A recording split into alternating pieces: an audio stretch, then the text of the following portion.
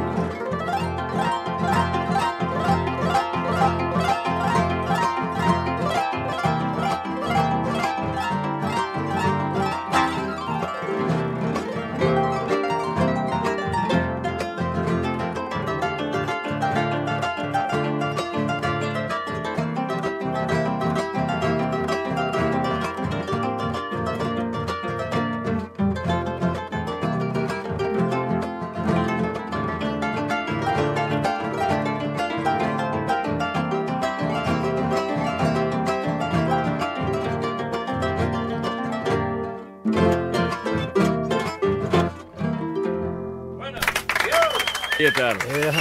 Los aplausos más internos públicos ven a aplaudir, ¿eh? Y la saca de don Santiago Cortés y